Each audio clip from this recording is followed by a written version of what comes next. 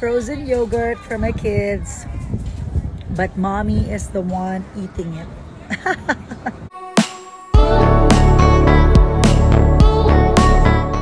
Napakabait talaga ni Mariel Padilla at isinama nga ang kanyang dalawang kasambahay o yaya ng kanyang dalawang anak dito sa kanilang bakasyon sa Spain para matulungan rin siya sa pagbabantay dito. Isa rin sa pinakamasaya na mabigyan din ng masayang bakasyon ang kanyang lolo at lola.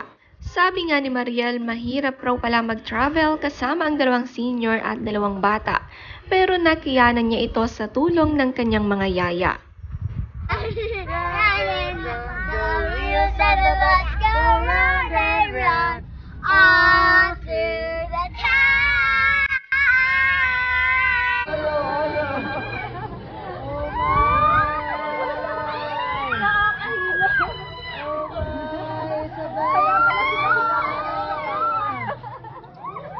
Nang sumakay sa rides ang kanyang dalawang anak, tig-isa ang manggiyaya sa pagsama kina Isabel at Gabriela. At masayang-masaya ang mga ito na napagbigyan sila sa mga rides.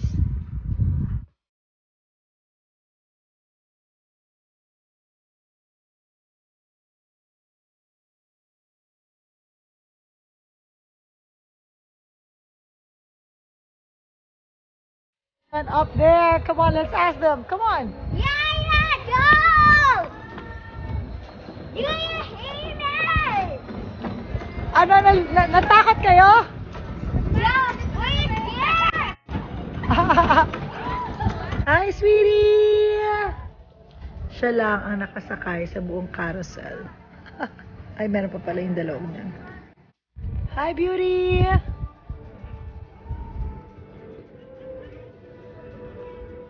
Normal na normal ang kasiyahan at galaan dito sa Spain. Nang sumakay sa carousel kahit nakakahilo, ay sumakay rin ang kanyang yaya. Habang si Gabriela ay natutulog, bantay ni Mariel at nagpapahinga sa upuan. Enjoy rin ang company ni na lolo at lola. Nagkaroon sila ng time kasama ang kanilang mga apo sa napakagandang bansa na ito.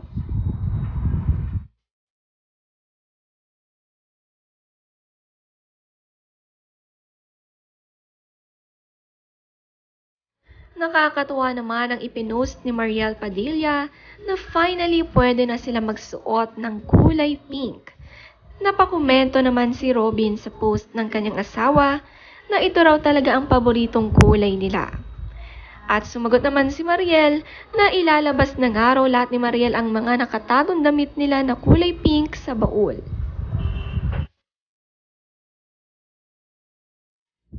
Frozen yogurt for my kids, but mommy is the one eating it.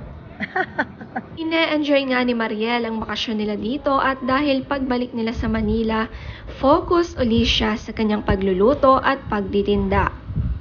Deserve talaga ng isang masipag na ina ang ganitong masipag.